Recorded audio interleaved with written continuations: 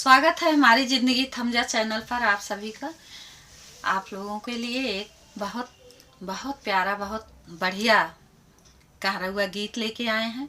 ये जो सुनने पे बहुत हंसी आएगी, हंसी मजाक का गाना है, आप लोग बुरा मत मानिएगा। आप लोगों को हंसाने के लिए ये गाना गाने जा रहे हैं। आप सभी को जय श्री राम, राधे राधे।